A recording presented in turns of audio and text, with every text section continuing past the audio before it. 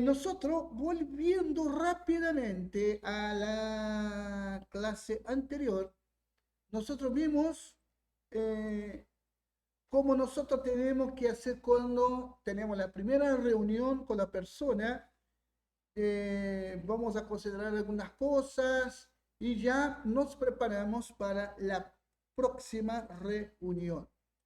Oh, me parece que he pasado acá. Ah, ya. Ahí ahora tenemos que actualizar la información. La primera cosa es obtener una actualización. Debemos tener una idea clara de lo que es más apremiante en la mente de una persona cuando entra en tu despacho. Es una cosa importante saber que aquella persona busca al pastor, busca consejería, ciertamente porque tiene una crisis, está viviendo crisis, problemas, dificultades, a veces problemas personales, a veces problemas con pecado. Hay diversas cosas y nosotros tenemos que saber esto. Entonces tenemos que estar como actualizando la cosa, sabiendo cómo va la cosa, el desarrollo, si aquella persona sigue igual o si ha mejorado, etcétera.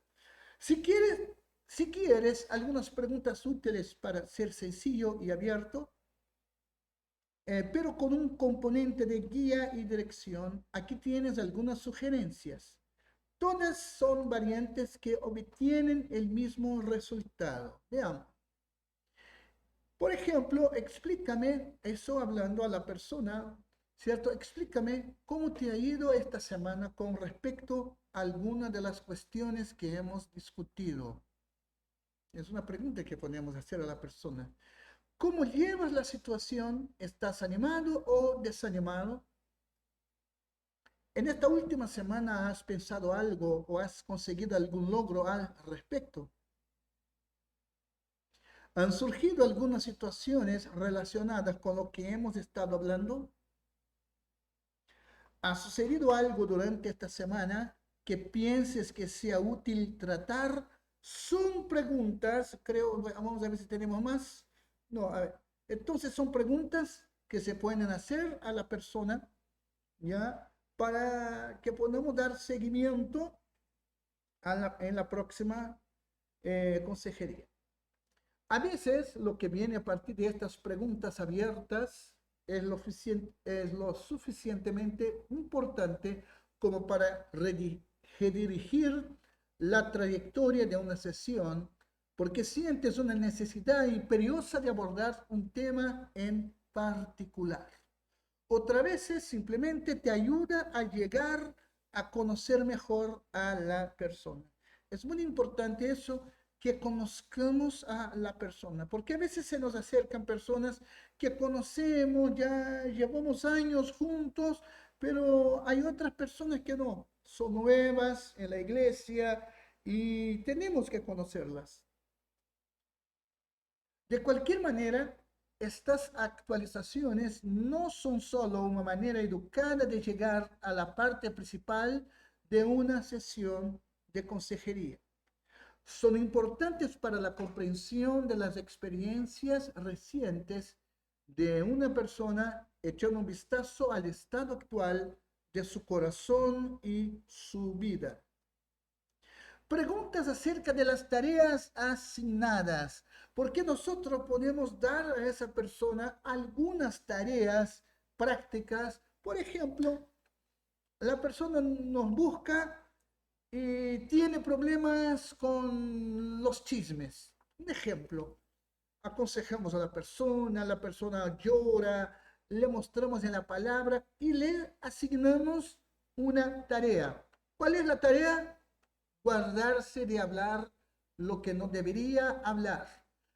Guardarse, por ejemplo, de no estar observando muchas cosas sobre personas, sobre hermanos o vecinos o hasta mismo los familiares, que se quiere callar. Termina, pasa la semana o una semana o dos, la persona vuelve y le hacemos la pregunta. Por ejemplo, ¿cómo te ha sido respecto a los chismes. Un ejemplo, ¿ya? Y veamos cómo nos contesta la persona. Veamos, uno, ¿está entendiendo la persona lo que el texto realmente significa? Veamos si esa persona chismosa que buscó al pastor, porque justamente los chismes le estaban trayendo problemas. Ella fue aconsejada, se oró, se le asignó una tarea. Esa persona está entendiendo lo que realmente este tema o texto significa. Número dos, ve las implicaciones de ese significado en su vida. Si realmente esa persona está absorbiendo lo que le está siendo hablado. Número tres, ve cómo esas implicaciones apuntan a Cristo Jesús, porque el blanco en el caso de una persona que tiene problemas con chisme o problemas con pecados o problemas de ira, todos los problemas ellos tienen que apuntar hacia Cristo Jesús. Si las implicaciones apuntan hacia Cristo Jesús, si esa persona está en completa dependencia de Jesús. Un ejemplo. Básicamente, revisar las tareas asignadas es una buena manera de enseñar a una persona a leer bien la Biblia y aferrarse a su sabiduría en su vida cotidiana. Entonces, muchas veces, nosotros sabemos muy bien que muchas personas caen en pecado, tienen problemas como con chismes y otras cosas, porque no leen la Biblia, no buscan del Señor la sabiduría para un buen proceder y como consecuencia vienen los problemas. Pero cuando esa persona comienza a leer la palabra, a meditar en la palabra, a estudiar la palabra, ciertamente habrá cambios en su vida, incluso su vida cotidiana. Sigue examinando las inquietudes. En la mayoría de las sesiones continuarás creciendo en tu comprensión de los problemas de los aconsejados y viendo cómo sus corazones responden a los últimos acontecimientos. La vida sigue desarrollándose para ellos. Claro, la vida sigue. Hay que hacer un ejercicio de observación. Las situaciones de las personas evolucionan con el tiempo y el pastor tendrá que mantenerse al día. Es por eso hay una versión de Proverbios que dice, un versículo, que el pastor tiene que conocer el estado de su oveja, cómo ella está.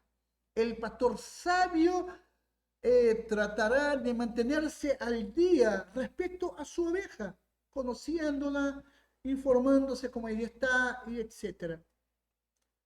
Ahora, no siempre es fácil mantener separado lo que ocurre en la situación de una persona de su respuesta a esa situación.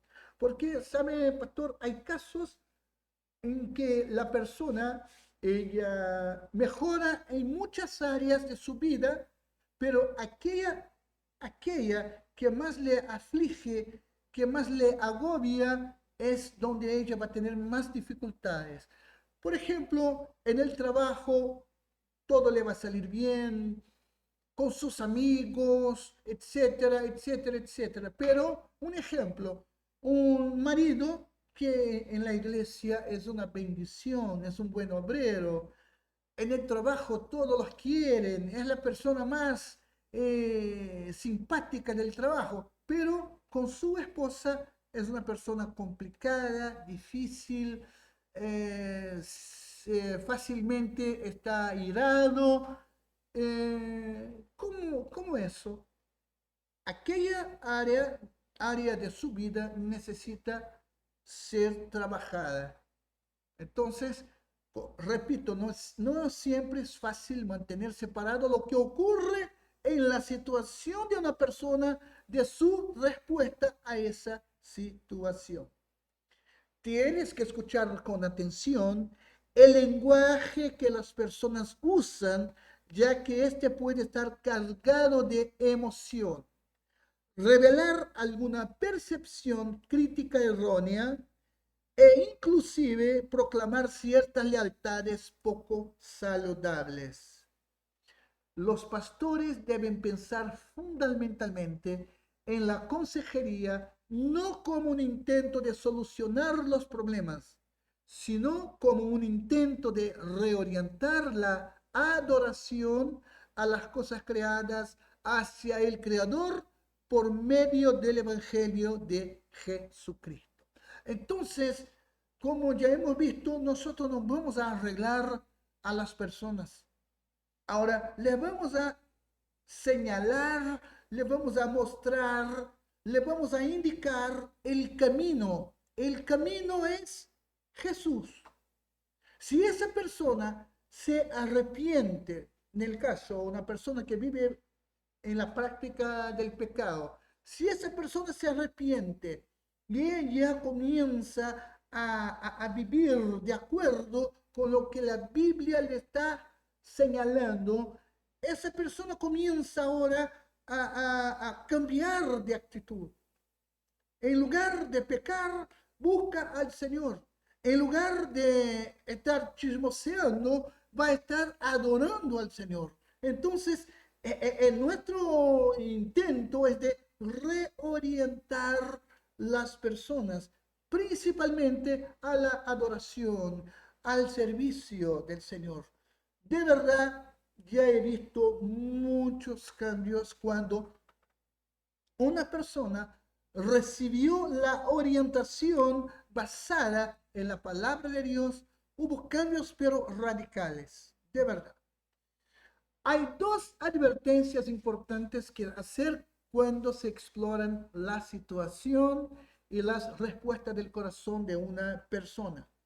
En primer lugar, no te precipites o seas simplista al etiquetar lo que el corazón de una persona está adorando. Ojo, a veces eh, la religiosidad, ella tiende a tomar el lugar de la verdadera adoración. Es el caso de aquel marido que yo mencioné antes, que en la iglesia es una bendición. Todos los quieren. Es el obrero más consagrado al Señor. No podemos pensar que eso demuestra lo que realmente es aquella persona. Si la esposa me busca y me dice, ¿sabe qué? Mi marido me grita, no tiene paciencia con los niños y está casi como que usando de violencia hacia mi persona, esa persona realmente no está adorando al Señor. Porque cuando estamos en adoración, la verdadera adoración conlleva a una actitud hacia el prójimo, una actitud de honra, una actitud de respeto, una actitud que realmente glorifica al Señor y no los gritos, no la violencia, etcétera.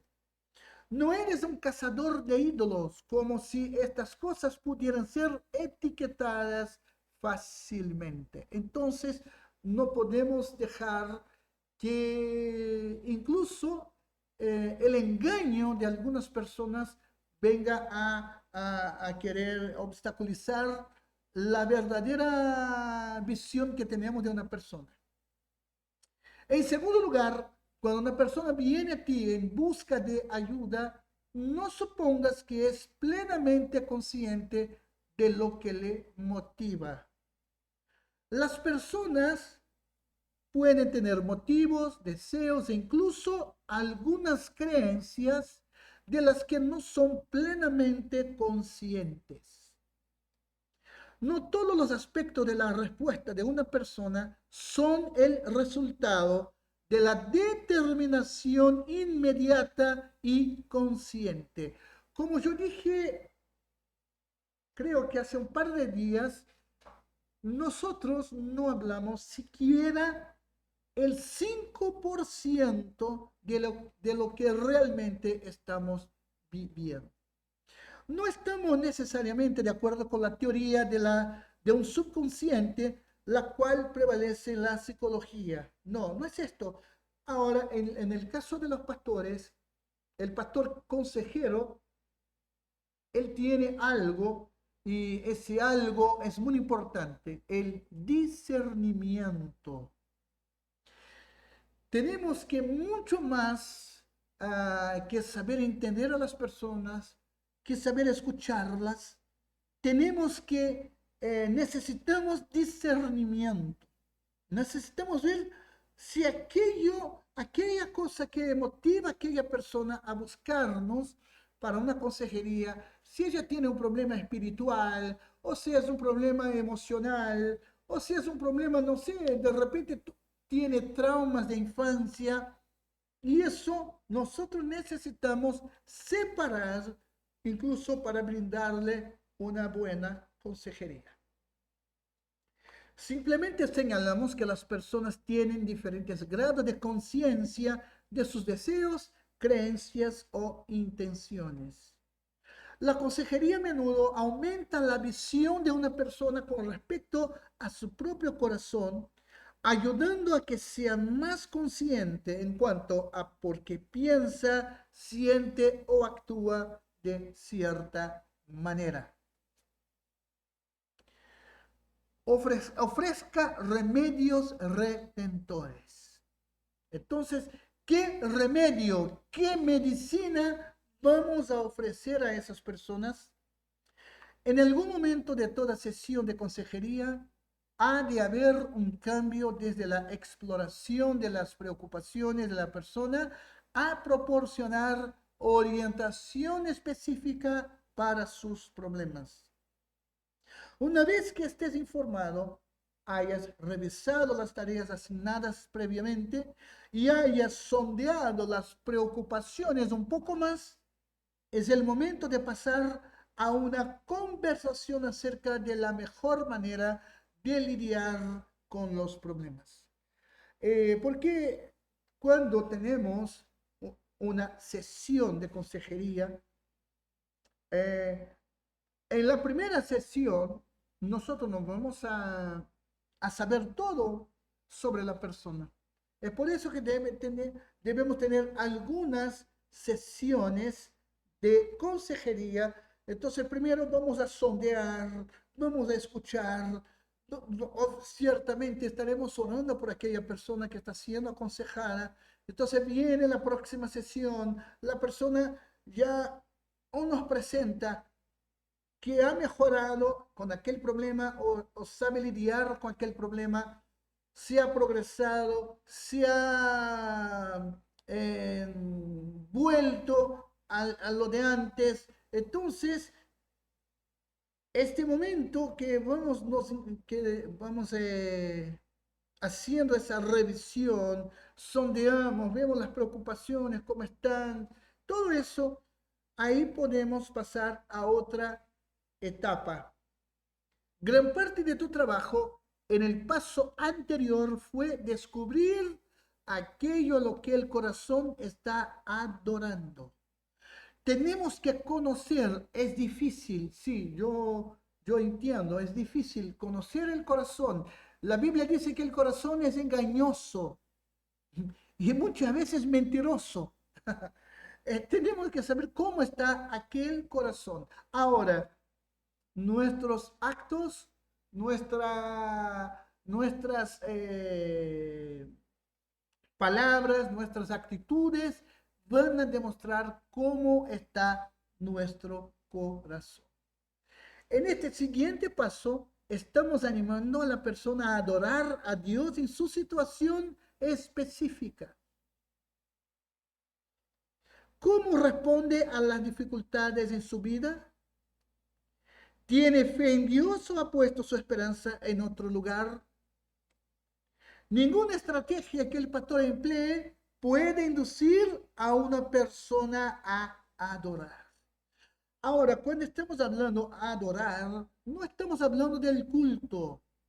El culto es un momento solamente. ¿Cómo? Ahí viene la pregunta, ¿cómo se adora a Dios? Yo adoro a Dios con mis actitudes. Yo adoro a Dios con mi comportamiento. Yo adoro a Dios con mi testimonio. Yo adoro a Dios cuando trato bien a mi esposa. Yo adoro a Dios cuando trato bien a mis vecinos. Yo adoro a Dios y con eso le estoy glorificando cuando tomo a mis hijos y converso con ellos. Ellos quieren jugar, voy a jugar un poco con ellos. ¿Cómo adoro a Dios?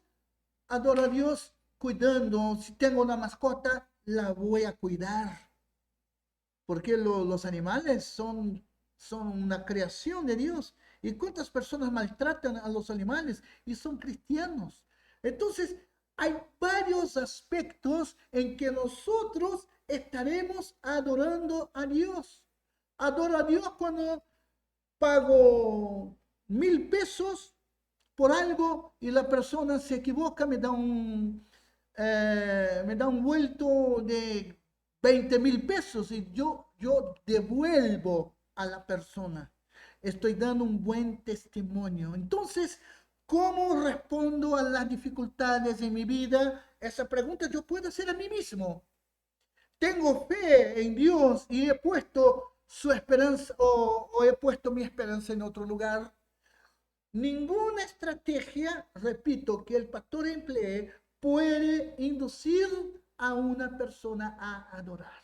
La adoración, el buen testimonio, en otras palabras, una vida que glorifique a Dios, es algo que parte del corazón. Una cosa que no me gusta y a menudo las iglesias emplean, los hermanos que están dirigiendo el culto, las alabanzas, la adoración, comienzan, levanta tu mano, hermano, adora a Dios. Esto debe partir de la persona que adora a Dios. El verdadero adorador no tiene problemas en adorar al Creador. Solamente Dios puede promover la adoración en el corazón. Y aunque este es algo muy misterioso, aquí tienes algunas cosas que están muy claras en las escrituras. La correcta relación con Dios en la adoración solo tiene lugar por la fe. Ahí está el texto bíblico. La fe viene por el oír la palabra de Cristo. La palabra de Cristo es proclamada por agentes humanos, los predicadores, los maestros, los evangelistas. Ella es proclamada por agentes humanos. Presenta de nuevo a Dios. Debido al rampante analfabetismo bíblico que hay en nuestros días, no es de extrañar que muchos cristianos tengan una comprensión superficial del carácter de Dios. Sin embargo, conocer a Dios como se revela a sí mismo en su palabra es la mayor fuente de confianza para la vida humana. Y ahí está el texto de la Biblia. Lamentablemente no traje mi Biblia en español. Llegar a conocer el carácter de Dios será útil sin importar el problema. Una comprensión defectuosa de Dios afectará la forma en que respondemos ante la vida. Si una persona ve a Dios como un ser escudriñador y crítico, responderá con resignación y con temor. De esa manera, el cristianismo se basa en el desempeño moral y la vida se vuelve carente de gracia. Es lo que pasa a muchas personas que no ven a Cristo o al Señor como Padre, un Padre amoroso, sino un ser escudriñador y crítico, que si yo hago algo que le desagrada, Él me va a castigar. Entonces, mi creencia se va a basar en mi desempeño moral y la vida se vuelve carente de gracia.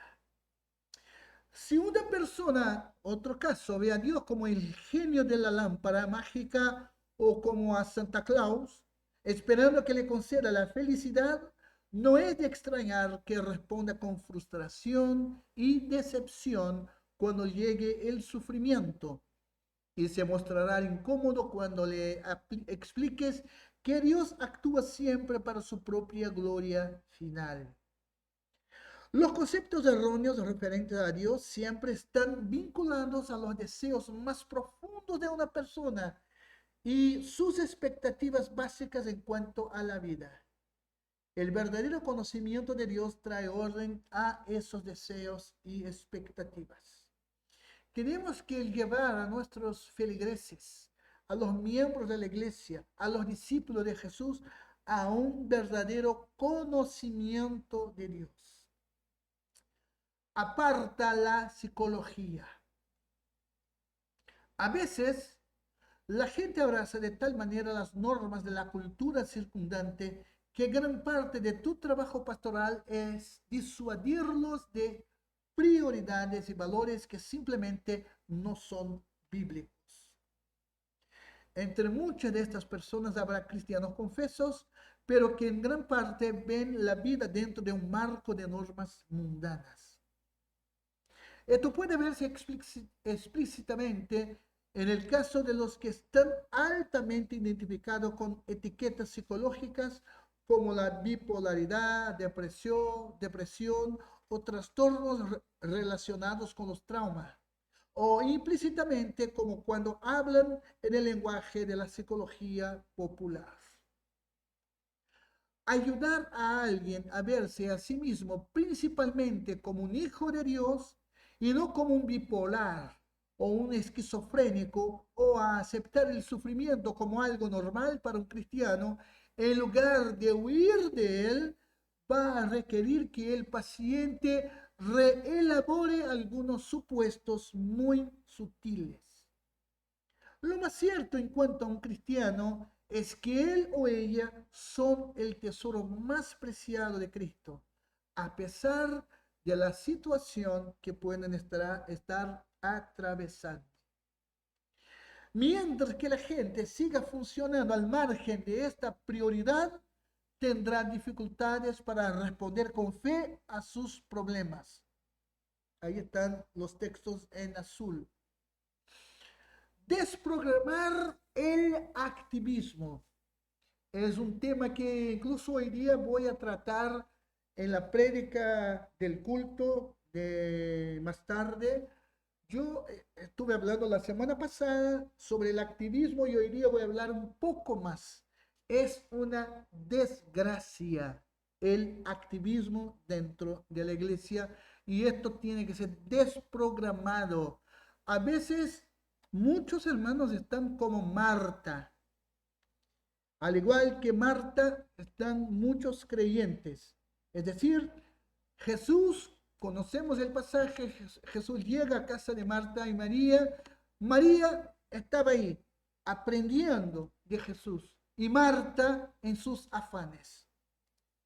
Si las personas están sumidas en la trampa del activismo, pensando que deben hacer algo para ganar el favor de Dios, entonces tienen que crecer en su comprensión de la gracia y aprender a descansar en el amor de Dios. Toda una vida de mentalidad legalista basada en el activismo no cambia de la noche a la mañana.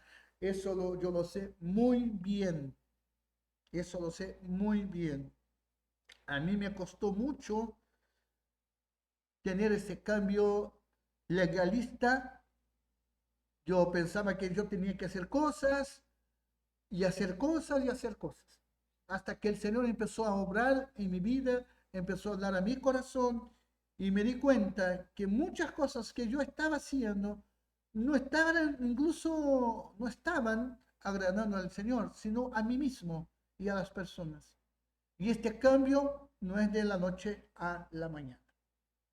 Algunos miembros de la iglesia acudirán a ti como con un modo de pensar y de vivir tan arraigado que te sentirás como si estuvieras desprogramando a personas que acaban de salir de una secta.